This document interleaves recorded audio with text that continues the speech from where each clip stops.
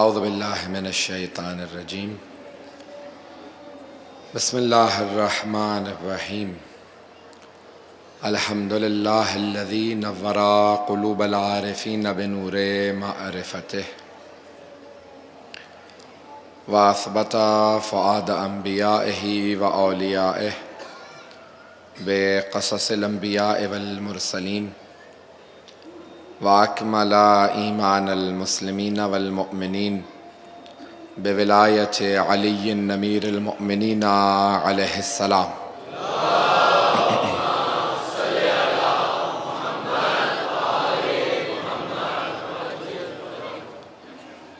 والصلاة والسلام والتحیۃ والاکرام علی افضل الموجودات العبد المؤید والرسول المسدد المصطفى الامجد المحمود الاحمد اعنی ابا القاسم محمد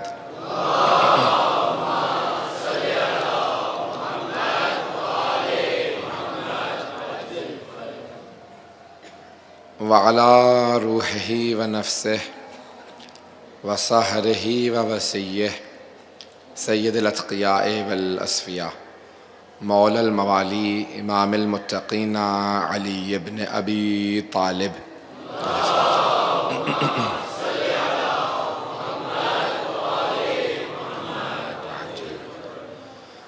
وعلی اوصیائہ لا سیما بقیت اللہ فی الارضین روحی و ارواح العالمین لتراب مقدمہ الفدا واللعنة الدائمة على أعدائهم أجمعين من الآن إلى قيام يوم الدين أما بعد فقد قال علي بن أبي طالب عليه الصلاة والسلام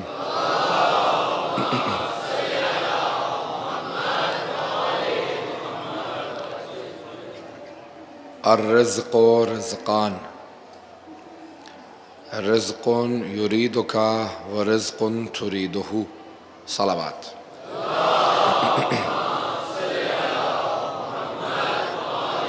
محمد وعجل فرج۔ آج شب جمعہ بھی ہے اور شب نہم محرم بھی ہے۔ نہج البلاغہ کے عنوان سے یہ ہماری نویں مجلس ہے جس کو آپ کی خدمت میں پیش کیا جا رہا ہے۔ نہج البلاغہ امیر المؤمنین علی بن ابی طالب علیہ السلام کا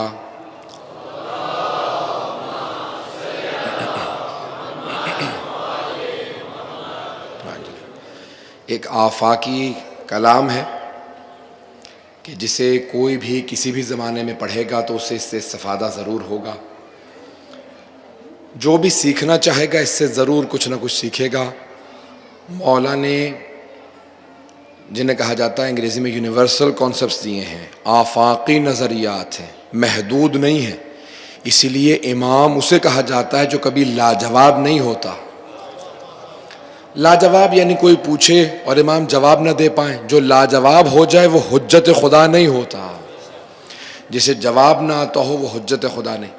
امام سے جو آدمی جب بھی جو سوال کرتا ہے امام اسے فوراً جواب دیتے ہیں، یہ نمائندہ الہی ہونے کی سب سے بڑی دلیل ہے۔ تو امام نے مختلف نظریات دیے ہیں۔ میں دعا سے متعلق آخر میں مطالب پیش کروں گا کچھ، کیونکہ شب جمعہ ہے اور محرم ہے۔ بہرحال دعا سے متعلق کچھ مطالب ضرور پیش کروں گا، مولا کے فرامین اور مولا کی دعائیں بہت زیادہ ہیں۔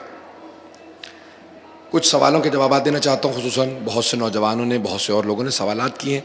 ایک تو قدرت سے متعلق بعض اوقات کچھ سوالات لوگ بھیجتے ہیں اور کتابوں سے لیتے ہیں، تو وہ یاد رکھیے گا کچھ سوالات علمی سوال نہیں ہوتے، سفستہ کہلاتا ہے۔ فلسفہ اور ہے، سفستہ الگ ہے۔ جیسے بہت سے لوگ جو ملحد ہیں، زندیق ہیں، ایتھیسٹ ہیں، جو اللہ کے منکر ہیں، وہ قدرت الہی کو زیر سوال لانا چاہتے ہیں۔ وہ چاہتے ہیں کہ اللہ کا انکار کرانے کے لیے قدرت الہی کا انکار کروایا جائے۔ تو وہ عموماً کوشش یہ کرتے ہیں، وہ کہتے ہیں کہ کیا اللہ اتنا بڑا پتھر بنا سکتا ہے جسے اللہ نہ اٹھا سکے؟ اگر کہیں ہاں تو پتہ چلے گا اللہ معاذ اللہ قدیر نہیں ہے، اور اگر کہیں نہیں تب بھی اللہ قدیر نہیں. کیوں؟ اگر اللہ اتنا بڑا پتھر بنا دے جسے وہ نہیں اٹھا سکتا تو ایک کام ایسا ہو گیا جسے وہ نہیں کر سکتا, اور اگر نہیں ایسا پتھر بنا سکتا تب بھی کوئی ایسا کام ہے جو وہ نہیں کر سکتا, تو قدرت الہی معاذ اللہ ختم ہو جاتی ہے. یہ سوال علمی اور فلسفی سوال نہیں ہے, اسے کہتے ہیں سوفستا. توجہ ہے مجمع کی؟ میں بہت معذرت چاہوں گا, گلا میرا ساتھ نہیں دے رہا, لیکن آپ لوگ توجہ میرے ساتھ رکھیے گا.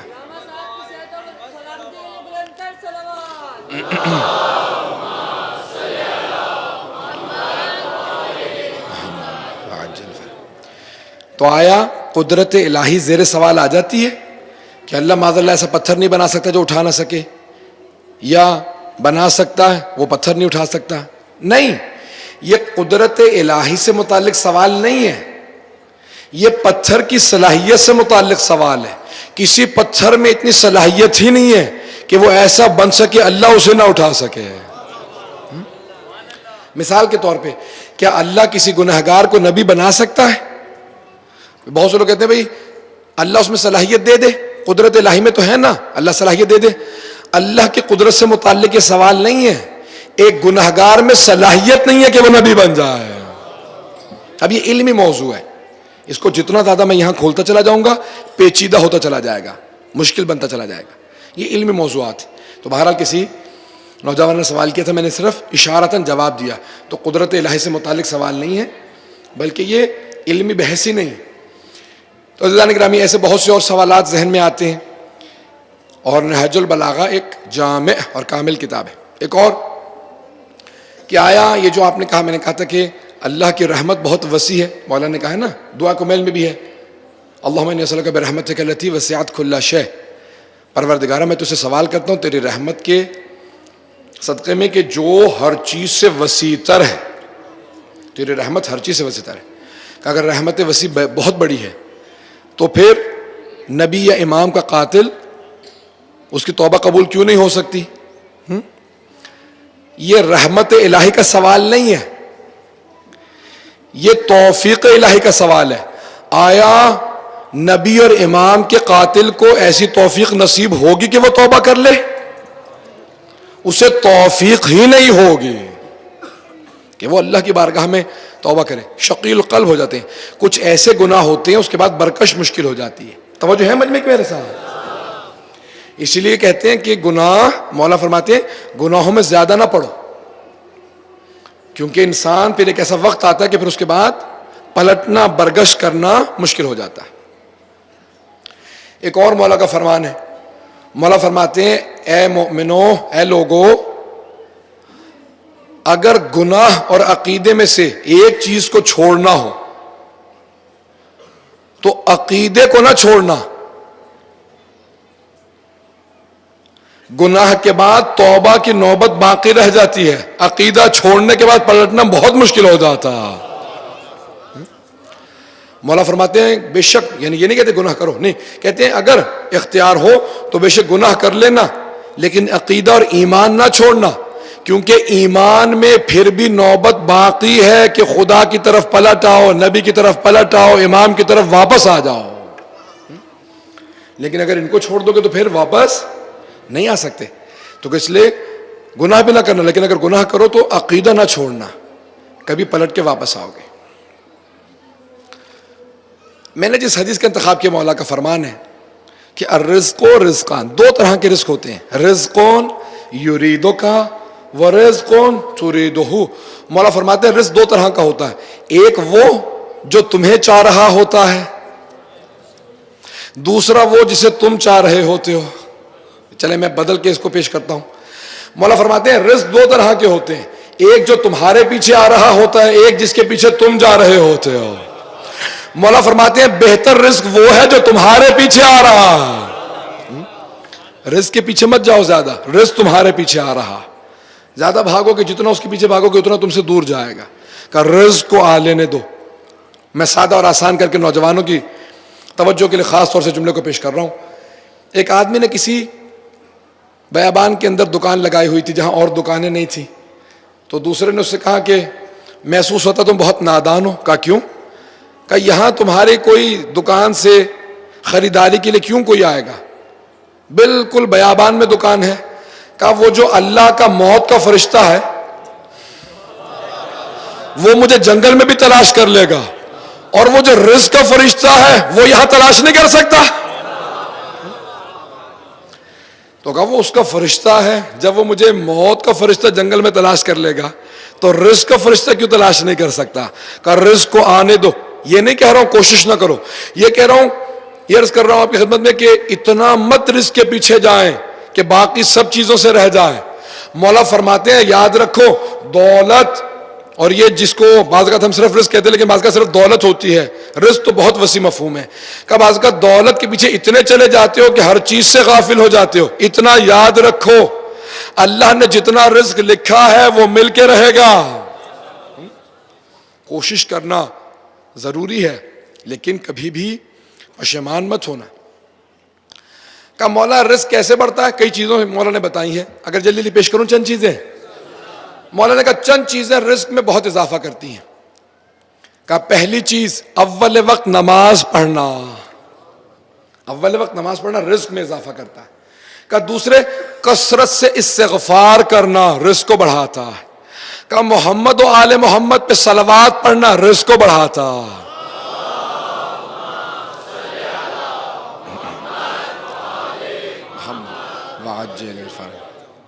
پھر فرمایا, کہا کہ اور کون سی چیز مولا رزق کو بڑھاتی ہے؟ مولا فرماتے ہیں بین الطلوعین جاگتے رہنا, فجر سے لے کے طلوع آفتاب تک, کہ اس دوران بہترین رزق نصیب ہوتا. پھر مولا فرماتے ہیں, کہا کہ نجس مقامات پہ اپنا لعاب دہن مت ڈالنا, کہا وہاں سے رزق کم ہو جاتا ہے. کہا بہت سے ایسے کام ہیں تو جو رزق بڑھاتے ہیں. کہا صدقہ دینا رزق کو بڑھاتا ہے. کہا مولا اور کون سی چیز؟ کہا ماں باپ سے محبت سے پیش آنا, خوشی سے محبت سے پیش آنا رزق کو بڑھاتا ہے. کہا مولا اور کون سی چیز؟ کہا ایک ایسی چیز ہے خوش اخلاقی, لوگوں سے مسکرا کے پیش آنا رزق بڑھاتا ہے. کہا کیونکہ سب سے بڑی زکوٰۃ خوش اخلاقی ہے, اچھی طرح پیش آنا یہ بہت بڑی زکوٰۃ ہے. کہا اچھی طرح پیش آؤ, مسکرا کے پیش آؤ, کہ اس سے رزق بڑھتا ہے. ایسا ہوتا بھی ہے ویسے کہ جو دکاندار ابوسن قمطریرہ بنا بیٹھا رہے, مکرو شکل بنا کے بیٹھا رہے, دل نہ کرتا اسے شاپنگ کرنے کا, اور جو اچھی طرح سے بات کرے مسکرا کے بات کرے انسان کا دل کرتا ہے. مولا فرماتے ہیں مسکراہٹ انسان کے دوست بناتی ہے, مسکرا کے بات کرنا. کہ ہمیشہ لوگوں سے خندہ پیشانی سے پیش آؤ, اچھی طرح سے بات کرو, رزق بڑھتا ہے. لوگ صرف بات کر کے خوش ہوں اس سے رزق بڑھے گا. کیوں؟ مولا بندوں کے خوش ہونے سے کیا ہوتا ہے؟ کہ یہ مخلوق خدا ہے, جب اس کے بندوں کو خوش کرو گے وہ بھی خوش ہوگا. جب وہ خوش ہوتا ہے تو وہ رزق بڑھا دیتا ہے. کہ مولا اور کون سی چیز رزق بڑھاتی ہے؟ مولا فرماتے ہیں زیادہ شکر بجا لانا. لَإِن شَكَرْتُمْ لَأَزِيدَنَّكُمْ وَلَإِن كَفَرْتُمْ إِنَّ عَذَابِي لَشَدِيدٌ. کہ اگر میرا شکر بجا لاؤ گے میں اور رزق میں اضافہ کر دوں گا. شکر کیسے بجا لائیں؟ جو اللہ نے نعمتیں دی ہیں ان کا صحیح استعمال کرنا, اچھی صلاحیت ہے اس کا اچھا صحیح استعمال کرنا, اچھی صلاحیت ہے. طاقت ہے کسی کے پاس, بہت زیادہ طاقت ہے, تو کیا کرے؟ غنڈہ گردی کرتا پھرے؟ نہیں. مولا فرماتے ہیں طاقت کا سب سے بڑا صدقہ اور خیرات روزہ ہے. اگر طاقتور ہو تو روزے زیادہ رکھو, طاقت کا مظاہرہ کرو کہ پروردگارہ تو نے طاقت دی تھی, میں روزہ رکھ کے بتا رہا ہوں کہ یہ طاقت میں تیری عبادت میں صرف کر رہا ہوں. مولا فرماتے ہیں کہ اللہ کو دو چیزیں, انسان یعنی انسان اپنے رب سے بہت زیادہ قریب ہوتا ہے دو حالتوں میں. دو حالتوں میں انسان اپنے رب کا بہت قریب ہوتا ہے. کہ مولا کون کون سی دو حالتیں؟ کہ ایک جب وہ سجدے میں ہوتا ہے, اس سے زیادہ جھک نہیں سکتا, اور دوسرا جب وہ بھوکا ہوتا ہے کہ اپنے رب سے بڑا قریب ہوتا. اگر کہیں تو یہاں پہ نوجوانوں کی غرض سے ایک واقعہ بھی سناؤں گا پیغمبر کی زندگی سے.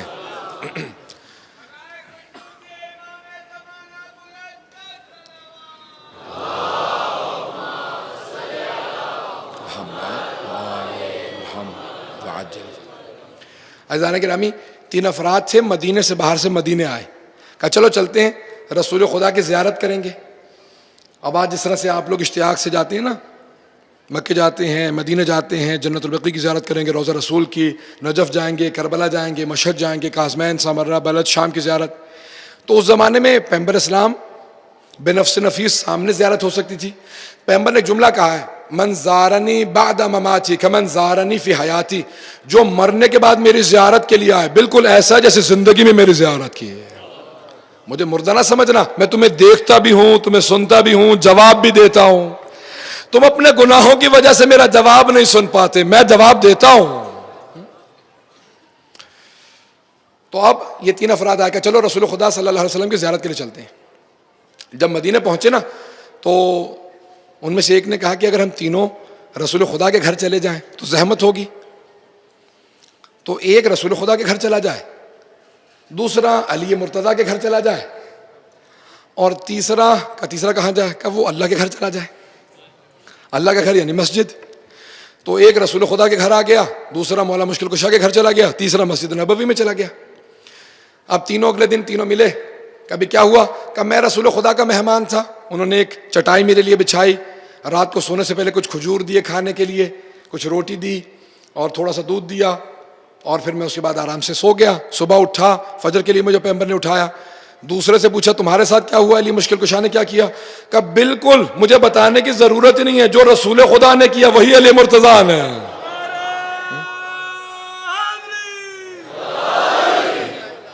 بالکل اسی طرح سے کہ وہ جو اللہ کا مہمان تھا اس سے پوچھا کہ مجھے تو کچھ کھانے کو نہیں ملا, میں اللہ کا مہمان تھا, بھوکا پیاسا سو گیا رات کو, اور پھر بھوکا ہے, پوری رات سے اتنا نیند بھی نہیں آئی, پھر اٹھا اور تہجد پڑھی, نماز پڑھی, اور اب تمہارے پاس آ گیا. تو فوراً رحمت الہی کو جلال آیا, کہا میرے حبیب میرے مہمان سے کہہ دیجئے کہ اگر بھوک سے کوئی بہتر چیز ہوتی تو میں وہی دیتا. کہا آپ کے اور علی کے مہمان نے کھانا کھا کے فجر پڑھی, میرے مہمان نے تہجد کی نماز بھی پڑھی ہے. تو بھوک اللہ سے دوری کی نہیں, اللہ سے قرب کی علامت ہے. دیکھیں چیزوں کو پازیٹیو لینا چاہیے, مثبت لینا چاہیے, منفی نہیں. اس بات کو اگر سمجھا پاؤں, خاص طور سے نوجوانوں کے لیے پیش کر رہا ہوں. ہم لوگ بہت سے ہوتے ہیں نا, مثبت چیزیں دیکھتے ہیں, مثبت پیغام لیتے ہیں, منفی چیز دیکھی, منفی چیز سمجھ لی. کوئی اچھی طرح سے پیش آئے گا, اس سے اچھی طرح سے ملوں گا, یہ بری طرح سے ملا, اس سے بری طرح پیش آؤں گا. غلط. حکیم لقمان سے پوچھا آپ نے ادب کس سے سیکھا؟ کہ بے ادب لوگوں سے. کہ بے ادب لوگوں نے ادب کیسے سکھا دیا؟ کہ جب بھی میں دیکھتا تھا نا یہ بے ادبی کر رہے ہیں تو میں فوراً اپنے آپ سے کہتا تھا میں ایسا کام نہیں کروں گا, مجھے ان سے نفرت آ رہی ہے تو لوگوں کو مجھ سے نفرت ہوگی. کہ میں خوش اخلاقی سے پیش آؤں گا. کہ میں نے بے ادب لوگوں سے ادب سیکھ لیا. ہمیشہ ہر چیز سے مثبت لینے کی کوشش کریں, پازیٹیو سے بھی پازیٹیو, نیگیٹو سے بھی پازیٹیو. آئیں ذرا میں امام کی زندگی میں مثال پیش کرنا چاہتا ہوں. عزیزان گرامی, میں اور آپ اگر پریشانی میں ہو تو کتنے شکوے کریں گے, اور اگر کوئی زندان میں چلا جائے, جیل میں چلا جائے, اور اگر کوئی امام معصوم ہو جن کے لیے کائنات بنی. امام موسیٰ کاظم علیہ السلام کو زندان میں ڈالا,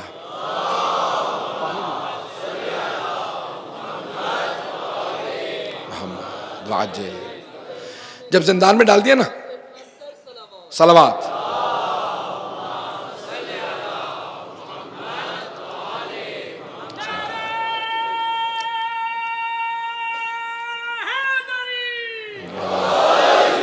جب زندان میں تھے نا تو امام جب زندان میں تھے سجدے بہت طولانی کرتے تھے, گھنٹوں سجدے میں رہتے تھے. تو ایک مرتبہ جو دروغہ زندان تھا اس نے کہا میں سننا چاہتا ہوں اس سجدے میں کہتے کیا ہیں؟ تو اس نے کہا کہ میں نے خود سنا, یہ دعا کر رہے تھے, کہہ رہے تھے پروردگارہ میں تیرا کیسے شکر ادا کروں, میں نے تجھ سے تنہائی مانگی تھی, تو نے ایسی تنہائی دی ہے کہ نہ سوائے تیرے کوئی اور ہے نہ سوائے میرے کوئی اور. زندان میں بھی شکوہ نہیں کر رہے کہ پروردگارہ زندان میں کیوں رکھا, کہ پروردگارہ میں شکر کیسے ادا کروں, میں تنہا تیرے ساتھ ہوں. تو منفی سے بھی مثبت چیز کو لینا. مولا فرماتے ہیں کبھی بھی پریشان مت ہوا کرو, اس سے بھی منفی سے بھی مثبت نکالو. رزق نہ ہو تو کہا کہ اس کے بے انتہا ذرائع ہیں بڑھانے کے. ایک بہت بڑے استاد تھے, وہ کہتے تھے اگر میں زیادہ پریشان ہو جاتا ہوں نا, مالی ہو یا کوئی بھی گھر کی پریشانی ہو, تو فوراً اپنے آپ کو حجرے میں بند کرتا ہوں, وضو کر کے مصلی بچھاتا ہوں, 2 رکعت نماز پڑھ کے فوراً خدا سے کہتا ہوں پروردگارہ کیا تجھے کوئی مجھ سے ضروری کام ہے؟ نہیں، بات کو نہیں پہنچا سکا.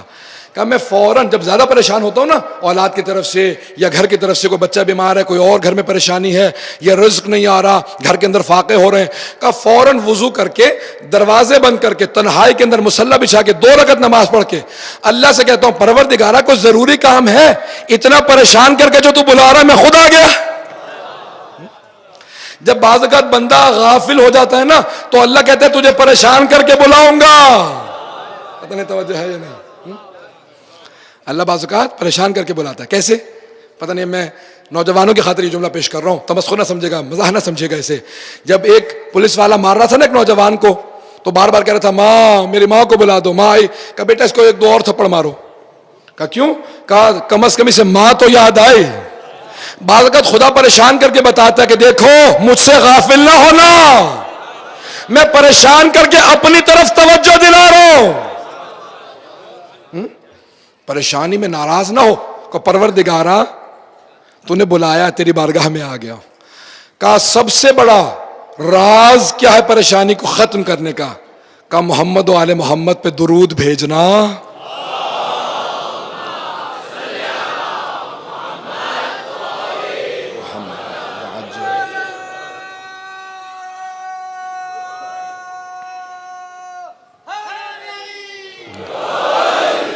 درود سب سے بڑی چیز. عزیزان گرامی آپ نے دیکھا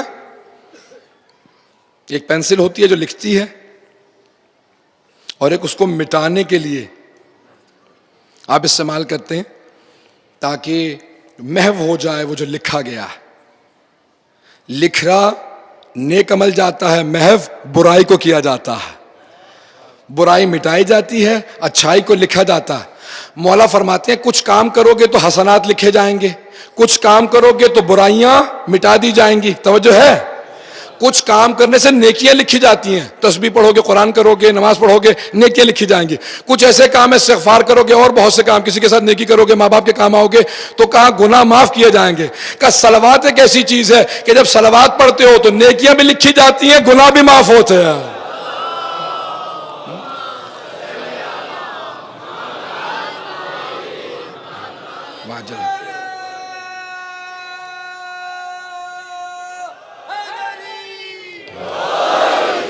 بہترین ذکر صلوات ہے، بہترین ذکر. میں پیش کر رہا ہوں آپ کے سامنے صلوات. اللہم صلی محمد وآل محمد وعجل فرج. اب دونوں چیزوں کے مرکز کا نام، رزق کے بڑھانے کا، دعا کی استجابت کا، دونوں کا راز صلوات ہے. توجہ ہو. اللہم صلی محمد وآل محمد وعجل فرج. توجہ ہے مجھ میں کہ میرے ساتھ؟ دونوں چیزوں کے لیے راز مرکز صلوات ہے. کیسا؟ عزیزان گرامی رزق بڑھتا ہے صلوات سے، اور دعائیں مستجاب ہوتی ہیں. اسی لیے معصوم فرماتے ہیں صلوات کسی حالت میں رد نہیں ہے. جب بھی دعا کرو تو پہلے بھی صلوات پڑھو، آخر میں بھی. کہا کیوں؟ کیونکہ صلوات کبھی رد نہیں ہوتی، کیونکہ اللہ اور ملائکہ بھی صلوات میں شریک ہوتے ہیں نا. ان اللہ و ملائکتہ یصلون علی النبی، سب کے ذہنوں میں ہوگا. تو کہا دعا سے پہلے، دعا کے بعد صلوات پڑھو. کہا اگر ابتدا اور انتہا قبول ہے تو پھر درمیانی شے کو رد نہیں کیا جائے گا.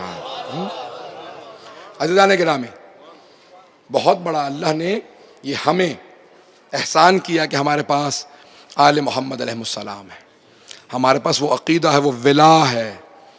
تو مولا فرماتے ہیں اپنے تمام مسائل کے لیے، اپنے تمام پریشانیوں کی دوری کے لیے آل محمد کو یاد کرو. آئندہ میں ایک روایت کو پیش کرتا ہوں اور اس کے بعد پھر بات کو آگے بڑھاؤں گا. مولا کی زندگی سے رزق پہ کچھ واقعات پیش کرنا چاہتا ہوں لیکن اس سے پہلے کہ وہ واقعات پیش کروں، مولا کی زندگی سے صرف ایک روایت کو پیش کرنا چاہتا ہوں.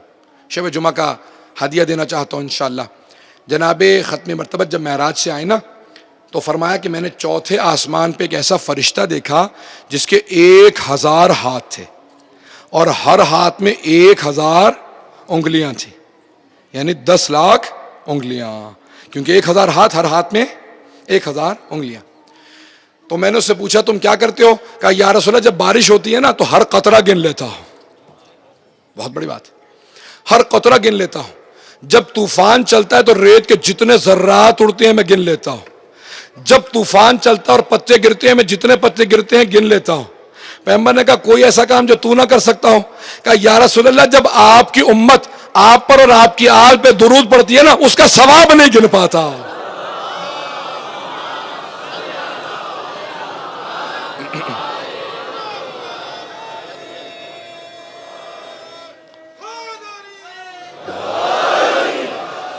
توجہ ہے مجمع کی میں؟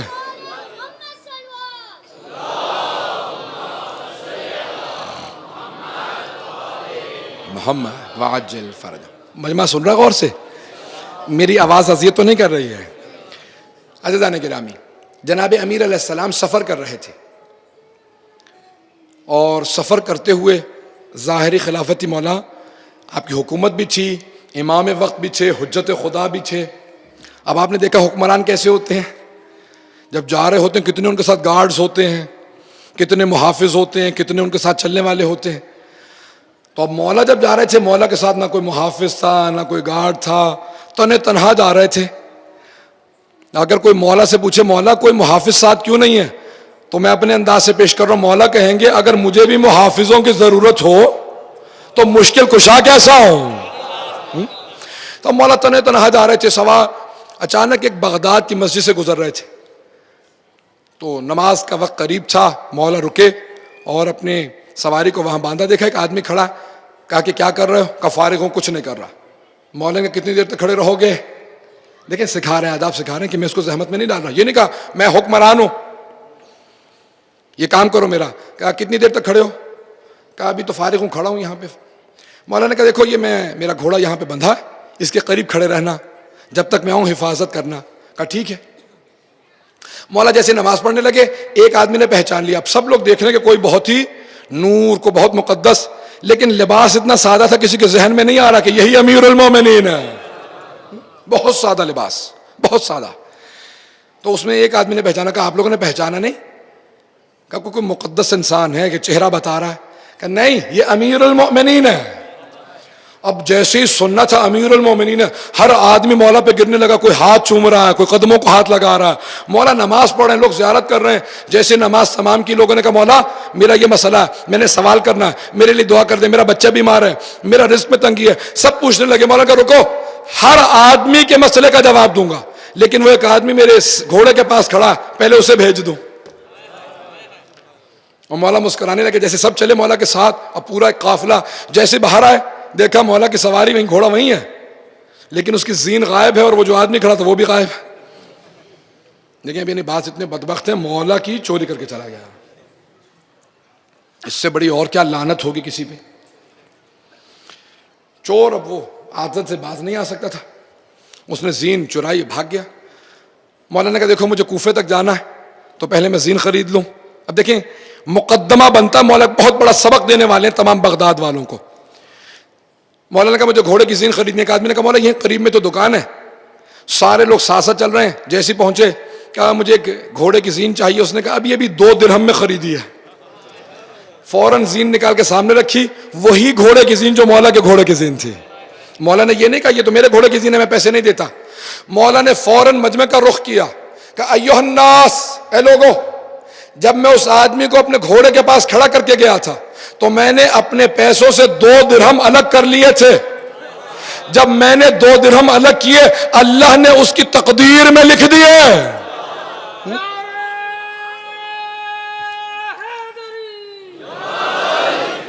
اس کی قسمت میں 2 درہم لکھے گئے. اس نے کیا کیا؟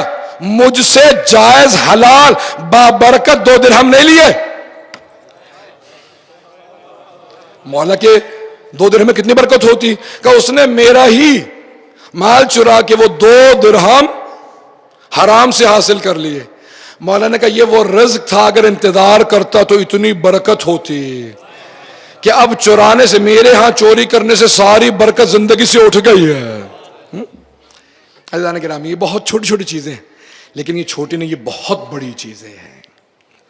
اس کے بعد پھر مولا بیٹھے، لوگوں کے ساتھ بات کیا. وہ واقعہ پورا مکمل نہیں کر سکتا، مجھے صرف اشارہ کرنا تھا میرے موضوع سے متعلق. عزیزان گرامی، رزق اپنا مستحق تلاش کر کے پہنچ جاتا. مولا فرماتے توکل کا در نہ چھوڑنا، توکل کا دامن نہ چھوڑنا. علی کا ماننے والا کبھی توکل کو نہیں چھوڑتا. پیغمبر کے بعد ایک مرتبہ مولا کا بوائکاٹ کر دیا گیا, ہر طرف سے فدق چھین, ہر چیز ہو گئی, اور گھر میں جب فاقے ہونے لگے, مولا کی تمام ملکیں ضبط ہو گئی, تو مولا مدینے سے باہر چلے جاتے تھے اور ایک یہودی کے کام کرنے لگے تاکہ دوبارہ سب کچھ نئے سرے سے بنائیں گے. تو جب آ رہے تھے نا تو راستے میں جناب مقداد ملے. مولا نے فوراً کہا, مقداد اس دوپہر کی گرمی میں, یہ تو آرام کا وقت ہے, باہر کیوں ہو؟ اب کوئی مولا سے پوچھنے والا نہیں کہ مولا آپ بھی تو باہر ہیں. کہا مقداد باہر کیوں ہو؟ کہا مولا بچوں کا فاقہ برداشت نہیں ہو رہا, سب بھوکے ہیں. مولا نے کہا یہ پیسے رکھو, جا کے روٹی لے لو. ظاہر پہ چل رہے ہیں, امام وقت ہیں, کتنے لوگوں کے لیے پتھر کو سونا بنا کے دیا ہے نا مولا نے, لیکن اپنے لیے نہیں کر رہا ہے, نہیں فاقہ بر ظاہر پہ چل رہا ہے. تو کہا یہ رکھو. کہا مولا میں جانتا ہوں بنت رسالت بھی بھوکی ہیں, فاقے سے ہیں, آج دوسرا دن ہے, حسنین بھی بھوکے ہیں. کہا کہ مجھے اس بات کی پھر بھی کوئی پرواہ نہیں ہے کہ آج ہم دوبارہ فاقہ کر لیں گے, میرا تیسرا دن ہے, لیکن اس بات کی نہ سیدہ کو یہ بات قبول ہے, نہ حسن و حسین کو, نہ مجھے, ہم چاروں کو قبول نہیں ہے کہ مقداد کے بچے بھوکے رہے. یہ اہل بیت کی عظمت ہے. اللہ جمع کرنے پہ خوش نہیں ہوتا ہے, عطا کرنے پہ خوش ہوتا. مجھے نہیں معلوم کتنے لوگ ابھی تک میرے ساتھ چل رہے ہیں. عزیزان گرامی, اللہ خوش ہوتا ہے اس بات پہ کہ راہ خدا میں خرچ کیا جائے. عظمت امیر المؤمنین یہ ہے کہ آپ کثرت سے لوگوں میں خرچ کرو. 1000 سے زیادہ غلام مولا نے خرید کے آزاد کیے. غلام خریدتے جاتے تھے, آزاد کرتے رہتے تھے. میں روایات میں دیکھ رہا تھا, ایک بہت بڑے مرجع نے لکھا 1000 سے زیادہ غلام خریدے اور آزاد کیے, اور پھر فوراً کہتے تھے وَلَا تَكُنْ عَبْدَ غَيْرِكَ وَقَدْ جَعَلَكَ اللَّهُ حُرًّا, دوسروں کے غلام مت بنا کرو, اللہ نے تمہیں آزاد خلق کیا ہے. 2 طرح کی غلامی ہوتی ہے, ایک جسمانی غلامی ہوتی ہے اور ایک ہوتی ہے فکر کی غلامی. کبھی فکر کو غلام نہ بنائے, صرف اہل بیت علیہ السلام کے در پہ جھکے ہیں. توجہ ہے مجھ میں کہ میرے ساتھ؟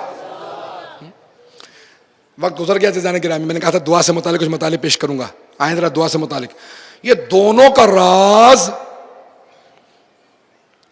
پیغمبر اسلام پر اور ان کی آل پہ درود و سلام بھیجنا. آئیں ذرا, کیسی چیز ہے دعا. مولا فرماتے ہیں کہ علیکم بسلاح الانبیاء, انبیاء کا اسلحہ ہمیشہ پاس رکھا کرو. تو کسی نے پوچھا مولا کون سا اسلحہ ہے؟ تلوار ہے, تیر ہے, نیزہ ہے, یہ انبیاء کا اسلحہ کون سا ہے؟ مولا نے کہا الدعا. انبیاء کے اسلحے کا نام دعا ہے. کہ کوئی چیز اتنی تیز آسمان پہ نہیں پہنچتی جتنی دعا. کہ مولا کس کی دعا سب سے پہلے جاتی ہے؟ کہ مظلوم کی دعا. کہ مظلوم کے درجات ہیں. مولا فرماتے ہیں کہ جس کا کوئی نہ ہو اس پہ ظلم نہ کرنا, کیونکہ جس کا کوئی نہیں ہوتا اس کا خدا ہوتا. جس کی داد رسی کو کوئی نہ پہنچے اس پہ کبھی ظلم نہ کرنا. یہاں ظلم کرو گے وہاں عذاب نازل ہو جائے گا. کتنے کتنے بڑے عذاب میں مبتلا ہوئے ہیں اہل بیت پہ ظلم کرنے والے, ختم ہو گئے. اور دیکھیں آج کے دور میں آپ دیکھ لیجئے, کہاں ہے صدام, کہاں ہیں یہ سارے ملعون جو اہل بیت علیہ السلام کے روضوں کو تالے لگانا چاہتے تھے, قبروں کو مٹانا چاہتے تھے, وہ سب ختم ہو گئے. عزیزان گرامی, ہمیشہ جب بارگاہ الہی میں ہوں تو اس طرح سے دعا کریں کہ مولا نے جو طریقہ بتایا ہے میں پیش کرنا چاہتا ہوں. مولا کی خوشنودی کے لیے باواز بلند صلوات.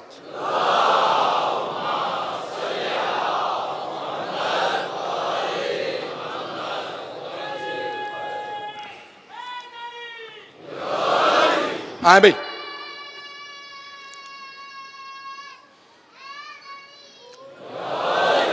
توجہ رکھیے گا میرے ساتھ عزیزان گرامی کہ کتنا مقام ہے, کتنی اہمیت ہے دعا کی. کہ آج اس دعا کے اوپر تحقیق ہونی چاہیے, ریسرچ ہونی چاہیے کہ کتنی تیزی سے یہ دعا عرش اعظم تک چلی جاتی ہے. عرش اعظم ہل جاتا ہے بعض کا کسی مظلوم کی دعا سے. بہت بڑے استاد تھے قم کے، انتقال ہو گیا، آغا بہلول کے نام سے معروف تھے. تو ان سے متعلق مشہور تھا، قدموں میں ان کے پاؤں میں طی الارض ہے، ہمیشہ حرم میں تہجد پڑھا کرتے تھے. تو افغانستان کہیں جب جنگ چل رہی تھی تو اس زمانے میں چلے گئے. تو خود ہی کہتے ہیں کہ میں دیکھ رہا تھا کہ ایک آدمی چیک پوسٹ تھی وہاں پہ روک کے سب کی چیکنگ کر رہا تھا. تو اس کے پاس ایک پرندہ تھا، وہ جوا کھیلتے تھے بہت سے اس زمانے میں لوگ، اور وہ پرندوں کو لڑواتے تھے، بٹیر کو لڑواتے تھے. تو سپاہی نے پوچھا یہ بٹیر کہاں لے جا رہے ہو؟ کہا میں جواری نہیں ہوں، یہ پرندہ میں نے پال رکھا. کہا نہیں مجھے پتا ہے تم جواری ہو. اس نے فوراً وہ پنجرا کھولا اور بٹیر کی گردن کو توڑ دیا، ہاتھ سے پکڑ کے گردن کو توڑا. کہ جاؤ اور جوا کھیلو. کہا میں جواری نہیں تھا، تم نے یہ کیا کیا؟ تو آغا بہلول کہتے میں کھڑا دیکھ رہا تھا اس نے کیا حرکت کی. کہا وہ جا رہا تھا، چیک پوسٹ پہ کار آ رہی تھی، اتنی تیزی سے اس نے بریک لگائی لیکن رکی نہیں. جب ٹکر لگی تو سپاہی کی گردن الگ ہو گئی، دھڑ الگ ہو گیا.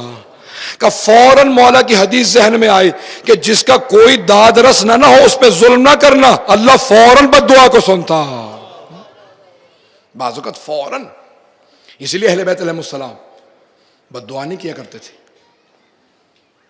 جب جناب امیر سے کہا نا کہ مولا بد دعا کیوں نہیں کرتے؟ کہا جناب نوح نے اتنے سال تبلیغ کی لیکن ہم نے کبھی آج تک بد دعا نہیں کی. جناب امیر علیہ السلام کا امتیاز ہے. توجہ ہے لوگوں کی. کہ یہ دعا اس کا سب سے زیادہ اثر ہے. ہر چیز اس دعا سے انسان کو حاصل ہو سکتی ہے. کہ دعا، لیکن مولا فرماتے ہیں شرط یہ ہے دعا ایسے مانگو جیسے نو مولود بچہ ماں سے دودھ مانگتا ہے. پتہ نہیں بات کو پہنچا پایا ہوں یا نہیں. نو مولود بچہ، تازہ مولود بچہ کیسے ماں سے دودھ مانگتا ہے؟ اس طرح سے روتا ہے، تڑپتا ہے، ہاتھ پاؤں کانپ رہے ہوتے ہیں، روتا ہے، بولتا نہیں ہے. مولا فرماتے ہیں بولو مت، اللہ دلوں کے راز جانتا ہے، آنکھوں سے بتاؤ کیا چاہیے.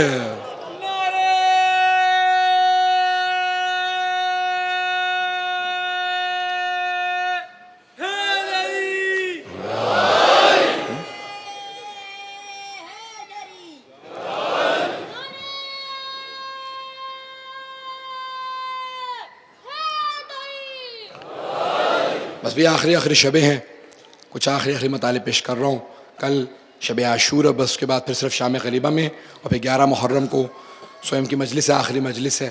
تو عزیزان گرامی، 9 محرم کی شب مصائب کی شب ہے، سخت ترین شبوں میں سے ہے. تو میرے ساتھ رہیے گا. یہ دعا عجیب و غریب ہے، اس کے بے انتہا اثرات ہوتے ہیں. اور بعض اوقات کوئی مولا اس طرح سے تہجد میں دعا مانگتا ہے کہ پروردگارہ کوئی سینے پہ سونے والی بچی عطا کر دے، اور کوئی امیر المومنین حسن و حسین جیسے بیٹے ہوتے ہوئے کہتا ہے پروردگارہ مجھے عباس دے دے. تو دعاؤں کے نتیجے میں بڑی بڑی ہستیاں عطا ہوتی ہیں. جیسے جناب ابراہیم نے دعا مانگی تھی، اللہ نے جناب اسماعیل کو عطا کیا. جناب یعقوب نے جب دعا مانگی جناب یوسف. تو مختلف دعائیں، جناب زکریا کی دعا کا نتیجہ جناب یحییٰ. مختلف دعائیں ہیں. جناب مریم کی بھی والدہ نے دعا مانگی تھی، جناب مریم، اللہ نے ان کو دی. تو عزیزان گرامی، دعا بڑی عجیب و غریب ہے. اس کی اہمیت کو سمجھیں. جب بھی دعا مانگے اس کی کچھ شرائط ہے. پہلی شرط یہ ہے کہ انسان حرام نہ کھائے. لقمہ حرام کھانے سے دعا قبول نہیں ہوتی ہے. روایت کے الفاظ ہیں 40 دن تک حرام کھانے کے بعد دعا قبول نہیں ہوتی. ایک لقمہ حرام کھا لیں، 40 دن تک دعا قبول نہیں ہوتی. اس کے بعد توبہ کریں تاکہ پھر دعا قبول ہو. عزیزان گرامی، جس کی دل آزاری کی ہو اس سے معذرت کریں. حقوق الناس ادا کریں. 2 رکعت نماز پڑھیں، جسم کو پاک کریں، وضو کر کے آئیں، اور پھر اس کے بعد دعا مانگیں. دعا ضرور قبول ہوگی. بہترین شب جمعہ ہوتی ہے، اور شب جمعہ میں دعا رد نہیں ہوتی. ایک فرشتہ زمین و آسمان کے بیچ کھڑا رہتا ہے، بار بار پکار کے کہتا ہے اے لوگو آج رات اللہ دعا قبول کر رہا ہے، کوئی مانگنے والا تو بنے. اگر کوئی مانگے گا دعا خدا قبول کرے گا. تو عزیزان گرامی، یہ دعا کا بڑا عجیب و غریب ایک سلسلہ ہے. ماہ محرم کے اندر کبھی کوئی مادی چیز نہ مانگے سوائے اس کی کہ قرضہ ادا ہو جائے یا کوئی اس طرح کی چیز، وَإِلَّا معنوی چیز مانگے. یہ محرم معنویات کا مہینہ ہے، تو کم سے کم کوشش کریں مادی چیزیں مانگیں. آزمائشوں میں کامیاب ہوں، علم میں اللہ ترقی دے، لیکن معنوی چیزیں مانگیں، معنوی چیزیں مانگیں زیادہ سے زیادہ، پریشانیاں دور ہوں، ٹھیک ہے یہ سب چیزیں مانگیں، لیکن سب سے زیادہ کیا کریں؟ یہ زیارت عاشورہ کے الفاظ ہیں کہ پروردگار اللہم اجعل محیایا محیا محمد و آل محمد و مماتی ممات محمد و آل محمد، پروردگارہ ہمیں وہ زندگی عنایت فرما جو محمد و آل محمد کو عطا کی ہے، اور ایسی موت عنایت فرما جو ان کو عطا کی ہے۔ علامہ طباطبائی کہتے ہیں انبیاء کو اللہ نے وہ مراحل عطا نہیں کیے جو سید الشہداء کو عطا کیے ہیں، اور پھر آپ اتنی بڑی چیز مانگ رہے ہیں جو انبیاء کو بھی نصیب نہیں ہوئی ہے، جو انبیاء کو نصیب نہیں ہوئی وہ اتنی بڑی چیز مانگ رہے ہیں کہ ہمیشہ سب سے عظیم چیز کو مانگا جاتا ہے۔ جب انسان بہت بلند چیز کی دعا مانگتا ہے تو کچھ اپنی زمین سے اٹھتا ہے، کچھ ترقی کرنا شروع کرتا ہے، کہ سب سے عظیم چیز کو مانگ کے، اور یہ کہا کس نے؟ یہ چھٹے امام نے، پانچویں امام نے کہا۔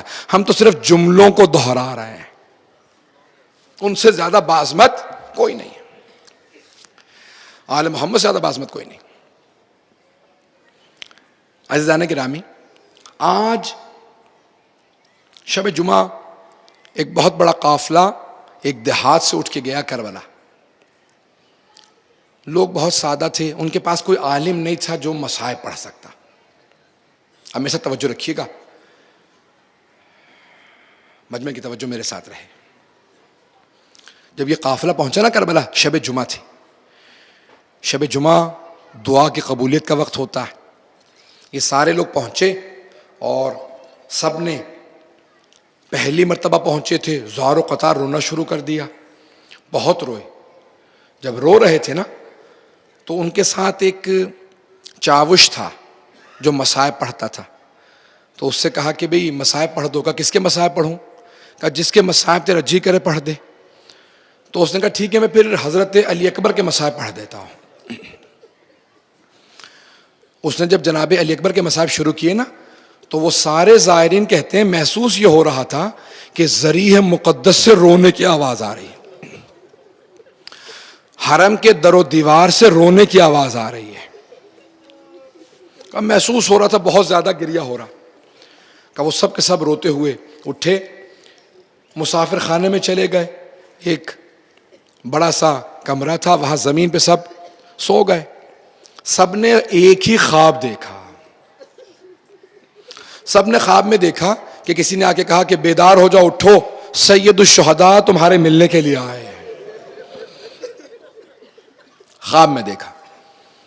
جب خواب میں دیکھا تو سبھی خواب میں بیدار ہوتے ہیں اور کہتے ہیں مولا آپ نے کیوں زحمت کی؟ تو امام حسین علیہ السلام نے کہا کہ میں 3 وجہ سے آیا ہوں ملنے کے لیے۔ پہلی وجہ یہ ہے جو بھی میری زیارت کے لیے آتا ہے میں اس کی زیارت کے لیے جاتا ہوں۔ کہ دوسری وجہ یہ ہے کہ جس بستی سے تم آئے ہو نا اس بستی میں ایک امام بارگاہ ہے جہاں میری مجلسیں ہوتی ہیں، اس امام بارگاہ میں ایک خادم ہے، میرے عزاداروں کے جوتے سیدھے کر کے رکھتا ہے۔ اب جب واپس جانا نا میرے اس خادم کو مجھ حسین کا سلام کہہ دینا، اسے کہنا حسین تجھ سے بڑی محبت کرتے ہیں، تو حسین کے عزاداروں کے جوتے سیدھے کر کے رکھتا ہے۔ کہا مولا تیسری وجہ کیا؟ آپ نے کہا 3 وجہ سے آیا ہوں۔ تو وہ سب زائرین کہتے ہیں جیسے مولا نے کہا نا تیسری وجہ یہ ہے، اور خود سید الشہداء رونے لگے۔ جب سید الشہداء گریہ کرنے لگے کہا مولا تیسری وجہ کیا ہے؟ کہا پھر مولا روتے رہے۔ تیسری مرتبہ جب پوچھا نا تو خود امام حسین نے کہا تیسری وجہ یہ ہے کہ جب شب جمعہ ہو، مجھ حسین کا حرم ہو، تو علی اکبر کے مصائب نہ پڑھنا۔ کہا مولا کیوں؟ ہمیں تو علماء نے بتایا ہے کہ آپ کو سب سے زیادہ محبت ہی جناب علی اکبر سے تھی۔ کہا تم نے صحیح سنا۔ کہا پھر مولا کیوں جناب علی اکبر کے مصائب نہ پڑھیں؟ کہا نہیں، علی اکبر کے مصائب پڑھو، شب جمعہ میں بھی پڑھو، میرے حرم میں نہ پڑھو۔ کہا مولا کیوں؟ کہا شب جمعہ میں میری ماں فاطمہ الزہرا آتی ہے۔ اے حسین کتنے عظیم ہیں آپ کہ جناب سیدہ جیسی ماں آپ کی زیارت کے لیے آتی ہے، بیٹا ہوتے ہوئے بی بی زیارت کے لیے آتی ہے۔ کہا میری ماں میری زیارت کے لیے آتی ہے۔ کہا سب میرے بیٹے کے مصائب برداشت کر لیتے ہیں، لیکن میری ماں فاطمہ سے علی اکبر کے مصائب برداشت نہیں ہوتے. کہ جب سے تم نے مصائب پڑھے ہیں نا میری ماں بہت رو رہی ہے. اور جب بھی میری ماں مڑ کے مجھ سے سوال کرتی ہے تو ایک سوال کرتی ہے، حسین کیسے لاشا اٹھایا تھا علی اکبر کا؟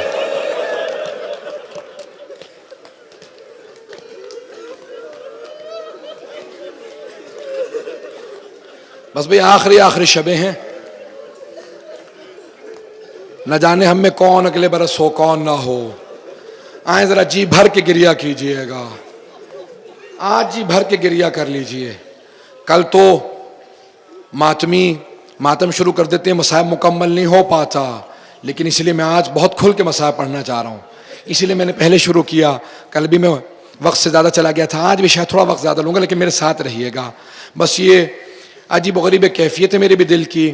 آج میں پیش کرنا چاہ رہا ہوں جناب علی اکبر علیہ السلام کے مصائب. آج اس سے پہلے کیونکہ آخر میں دعا نہیں کر پاتا، بہت سے لوگ التماس سے دعا کرتے ہیں، پروردگارا جناب علی اکبر کی جوانی کا واسطہ ہم سب کو امام زمانہ کا ظہور دیکھنا نصیب فرما. پروردگارا جناب علی اکبر کی جوانی کا واسطہ ہمارے جوانوں کی حفاظت فرما، خصوصاً عراق میں، شام میں، بحرین میں، یمن میں مسلسل جوان شہید ہو رہے ہیں، ان کی حفاظت فرما. پاکستان میں، افغانستان میں مومنین کی حفاظت فرما. آئیں بھئی، یہ میں نے ساری تمہید باندھی ہے. جناب علی اکبر علیہ السلام کی شہادت پیش کرنا چاہتا ہوں. کون ہے جناب علی اکبر؟ جنہیں ایک معصوم سے نہیں، بہت سے نوجوان پوچھتے ہیں کہاں سے مصائب پڑھے، کون سی کتابیں، بہت سے سیکھ بھی رہے ہیں. مقتل سید ابن طاؤس اللحوف فی قتل الطفوف، جس میں مستند ترین مقتل مانا جاتا ہے، جہاں پہ جناب قاسم کے سارے مصائب میں نے وہاں سے پیش کیے تھے. آئیں ذرا جناب علی اکبر کے مصائب. ایک نہیں 4 ہستیوں سے جناب علی اکبر کو اجازت مانگنی تھی. آئے امام حسین کی بارگاہ میں، کہا بابا اجازت ہے، میں آپ پہ قربان ہونا چاہتا ہوں. آپ نے کبھی آج تک سنا ہے کوئی جوان بیٹا باپ سے کہے میں آپ پہ قربان ہو جاؤں؟ ماں باپ کو تو سنا ہوگا کہیں گے کہ اولاد پہ قربان. جناب علی اکبر اتنے عظیم ہیں، جانتے میرے بابا امام وقت ہیں، حجت خدا ہیں. کہا بابا میں آپ پہ قربان ہونا چاہتا ہوں، اجازت ہے؟ سید الشہداء کی آنکھوں میں آنسو آیا. کہا بیٹا میری طرف سے اجازت ہے، لیکن جاؤ جا کے اپنی پھپھی سے اجازت لے لو، اپنی ماں سے اجازت لے لو، اور اپنے بھائی سید سجاد سے اجازت لے لو. آئیں ذرا میرے ساتھ چلیے گا، ذرا کچھ دیر کے لیے آنکھیں بند کر کے میدان کربلا میں کھڑے ہو کے دیکھیں کوئی کڑیل جوان، کوئی خوبصورت جوان ہم شکل پیغمبر میدان کربلا میں مبارزے کے لیے جا رہا ہے. تو آئے جناب علی اکبر، پہلے جناب زینب کے پاس آ کر پھپھی اماں اجازت ہے، میں بابا پہ قربان ہونے کے لیے جا رہا ہوں. جناب زینب کو بڑی محبت تھی جناب علی اکبر سے. کہا بیٹا علی اکبر، تڑپنے لگی جناب زینب، آنکھوں میں آنسو بہنے لگے، پورا چہرہ آنسوؤں سے بھر گیا. کہا بیٹا علی اکبر میری تو اجازت ہے ہی، ماں سے اجازت مانگو. کہا پھپھی اماں آپ زہرا کی بیٹی ہیں، اس لیے پہلے آپ کے پاس آیا تھا، بعد میں ماں کے پاس جاؤں گا.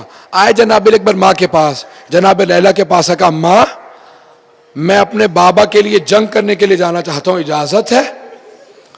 آپ نے دیکھا کہ اگر بیٹا دیر سے گھر آتا ہے ماں کتنی مرتبہ دروازے پہ جاتی ہے، اور اگر کوئی جوان بیٹا ماں کو یہ کہنے اماں میں مرنے جا رہا ہوں، ماں برداشت تو نہیں نہ کرے گی. جناب علی اکبر کہہ رہے ہیں اماں اجازت دیجئے میں مرنے کے لیے جا رہا. تو جناب لیلا نے صراحتاً منع نہیں کیا، لیکن ایک جملہ کہا بیٹا بڑھاپا ہے، پردیس ہے، دشمنوں کا نرغہ ہے، آپ کی جوانی ہے، میں آپ کے بغیر جی نہیں سکتی. تو صراحتاً نہیں منع کیا. جب کہا نا کہ میں آپ کے بغیر جی نہیں سکتی، تو جناب علی اکبر نے جملہ کہا، میں نے بڑے بڑے بزرگ علماء سے جملہ سنا. وہ کیا کہتے ہیں؟ کہتے ہیں کہ جناب علی اکبر نے کہا کہ اماں اب میں آپ سے اجازت نہیں مانگوں گا، اماں بس ایک بات کہوں گا، اماں اگر روز قیامت میری دادی فاطمہ الزہرا نے آپ سے پوچھا کہ لیلا میرا حسین تو مارا گیا تھا، تو نے اپنے علی اکبر کو روک لیا تھا، تیرے علی اکبر کا مقام زیادہ تھا یا میرے حسین کا؟ اماں کیا جواب دیجیے گا میری دادی کو؟ جناب لیلا سمجھ گئے کہ بیٹا علی اکبر میں سمجھ گئی، بیٹا میری طرف سے اجازت ہے۔ اس سے پہلے کہ میں آگے بڑھوں یہاں روک ایک جملہ کہوں گا۔ جب بی بی جا رہی تھی نا شام کے راستے میں، اسیر بن گئی تھی، اگر جملے کو سمجھ سکیں تو شہداء کے سر نیزوں پہ بلند تھے۔ جب حلب پہ پہنچی نا جہاں عیسائی رہتے تھے، ایک بوڑھی عیسائی خاتون جناب علی اکبر کے سر کو دیکھ رہی تھی، دیکھے چلی جا رہی تھی، دیکھے چلی جا رہی تھی، کہہ رہی تھی کتنا خوبصورت جوان ہے۔ اب ماں کو حسرت ہوتی ہے ہمارے بیٹوں کو نظر نہ لگے۔ جب دیکھا نا جناب لیلا نے کہ میرے بیٹے کو دیکھ رہی ہے، کہا کیا بات ہے میرے بیٹے کو کیوں دیکھ رہی ہو؟ کوئی بی بی کو کیسے سمجھائے نظر نہیں لگے گی؟ تو کہا کہ نہیں، میں تو اپنے خدا سے دعا مانگ رہی تھی کہ پروردگارا اس جوان کے مرنے سے پہلے اس کی ماں مر گئی ہو۔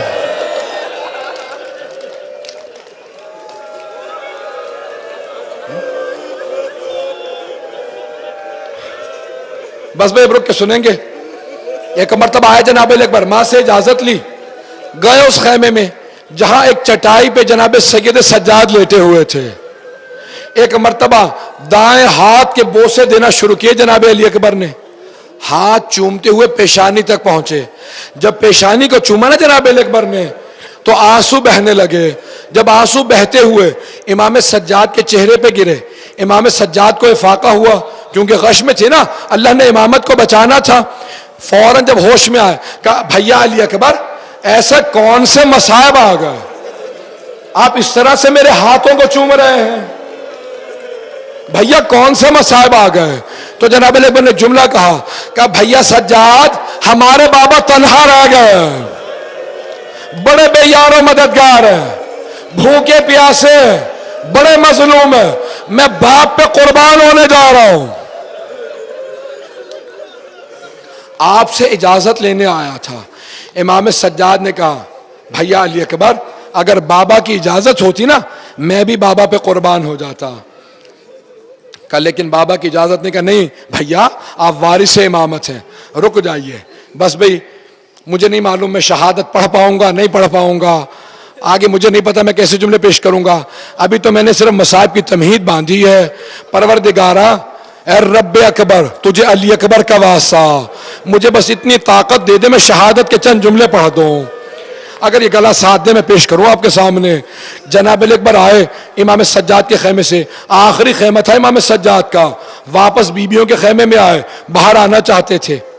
حمید ابن مسلم اہل سنت کا راوی ہے، وہ کہتا ہے صرف ایک شہید جب خیموں میں گیا نا اجازت لینے تو میں نے غور کیا، جب بھی وہ باہر آنا چاہتا تھا خیمے کا پردہ اٹھتا تھا پھر گر جاتا تھا، پھر اٹھتا تھا پھر گر جاتا تھا۔ حمید کہتا ہے میں نے حسین سے پوچھا مولا کیا بات ہے، یہ بار بار در خیمہ کا پردہ اٹھتا پھر گر جاتا ہے؟ کہ کبھی پھپھیاں لپٹ کے روتی ہے، کبھی بہنیں لپٹ جاتی ہیں، کبھی ماں روکتی ہے۔ ایک مرتبہ امام حسین خیمے میں آئے، کہا زینب چھوڑ دو میرے بیٹے کو، لیلا ہٹ جاؤ۔ ایک مرتبہ بازو پکڑا لے کے باہر آئے۔ جب باہر آئے نا کہا بیٹا علی اکبر 7 سال کے تھے آپ جب پھپھی نے سر پہ دستار پہلی مرتبہ باندھی۔ جب پہلی مرتبہ امامہ باندھا نا میں دیکھتا تھا، ہر باپ کو حسرت ہوتی ہے میرا بیٹا جوان ہوگا، کبھی میرے بیٹے کے سر پہ دستار بندھے گی، لیکن کبھی باپ اظہار نہیں کرتا، کبھی ماں سے نہیں کہتے میرا بھی دل کرتا ہے میں دستار باندھوں، کبھی پھپھیوں سے نہیں کہا کہ ہٹ جاؤ میں دستار باندھوں۔ جناب علی اکبر نے کہا بابا دستار باندھے۔ جناب علی اکبر نے دونوں گھٹنے زمین پہ رکھے، امام حسین نے امامہ باندھنا شروع کیا۔ کیسے امامہ باندھا میری طرف دیکھیے گا، امام حسین امامہ باندھتے جاتے تھے، کہتے جاتے تھے انا للہ و انا الیہ راجعون۔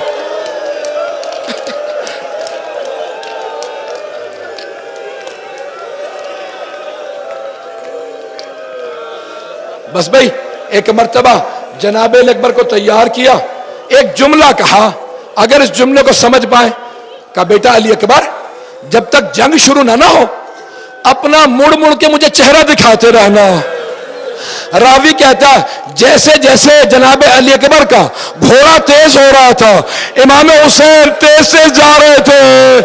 ایک مرتبہ جناب علی اکبر رکے, مڑ کے دیکھا کہ بابا رک جاؤ مت آؤ میرے پیچھے. کہا علی اکبر تم کیا سمجھو میرے دل پہ کیا گزر رہی ہے. علی اکبر تمہارا کوئی علی اکبر جیسا بیٹا جو نہیں ہے.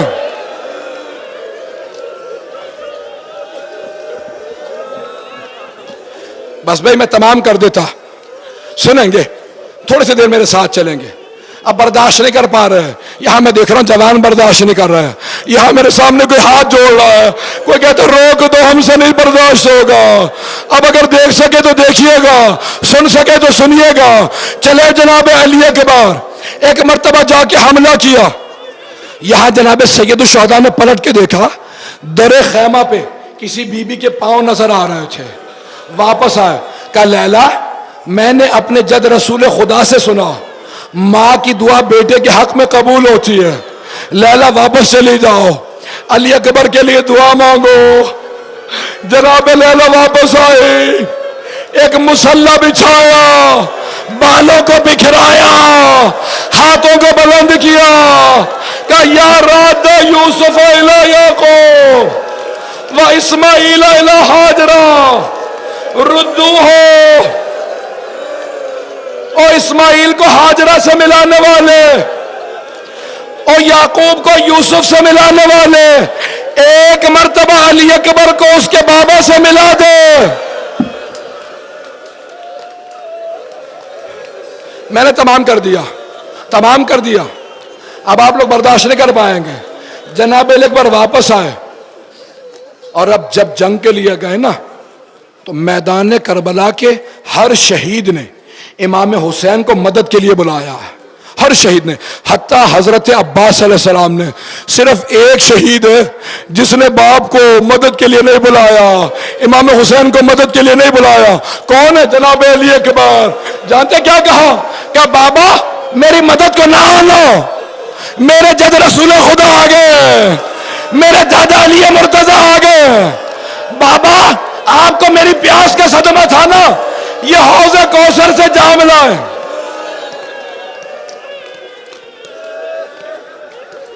اجرکم اللہ, اجرکم اللہ.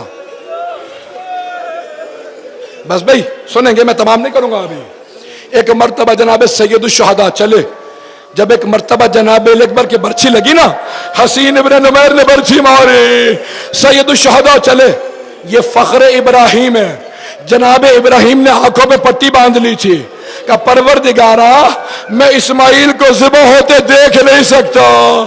امام حسین نے کہا پروردگارا تو گواہ رہنا, میں آنکھوں پہ پٹی نہیں باندھوں گا, میں بیٹے کو تڑپتا دیکھوں گا, جب وہ ایڑیا رگڑے گا میں سینے سے برچھی نکالوں گا. بوڑھا حسین نے لاشے پہ گرایا, ایک ہاتھ جب سینے سے رکھا, سینے کو سینے سے ملایا. جناب علی اکبر نے کہا بابا آہستہ, بابا آہستہ. ظالم نے برچھی ماری, میرے سینے میں پھل رہ گیا. مولا نے دونوں گھٹنے زمین پہ رکھے, ایک ہاتھ سینے پہ رکھا, دوسرا برچھی پہ رکھا, نجف کا رخ کیا کہ یا علی بابا میری مدد کو. جب برچھی کھینچے جناب علی اکبر نے ایڑیا رگڑے.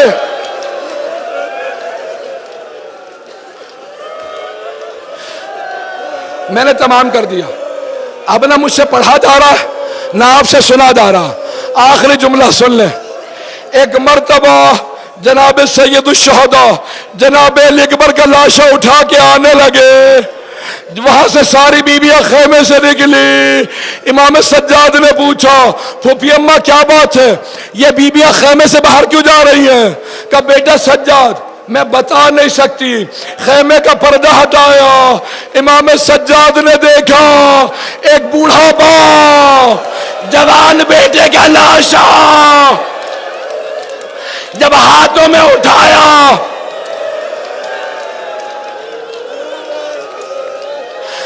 وہاں سے امام حسین چلے خیمے کی جانب. آخری جملے کی زحمت دے رہا ہوں. آئے خیمے میں, لاشا رکھا. سب سے پہلے جناب زینب آئیں, ہر بی بی آ گئی. جب رونے لگی نا بی بیاں, امام حسین نے کہا فضا علی اکبر کی ماں کہا, لیلا سے کہو ودا کر لے. ایک مرتبہ جناب فضا کہتی ہے میں اس خیمے میں گئی جہاں جناب لیلا نے مصلی بچھایا تھا, دعائیں مانگ رہی تھی. میں نے کہا لیلا کیوں نہیں آتی؟ جناب فضا کہتی ہے میں نے دیکھا جناب لیلا کبھی خیمے کے اس طرف گرتی ہیں, کبھی اس طرف گرتی ہیں. میں نے کہا لیلا کیا بات ہے؟ کہ فضا مجھے خیمے کا دروازہ نظر نہیں آ رہا, میری آنکھوں کا نور چلا گیا. میرا بازو پکڑو, مجھے بیٹے کے لاشے پہ لے دو. بازو پکڑو. جب آئے گا علی اکبر, علی اکبر مجھے بتاؤ میں کسے قربان کروں؟ موت میں اس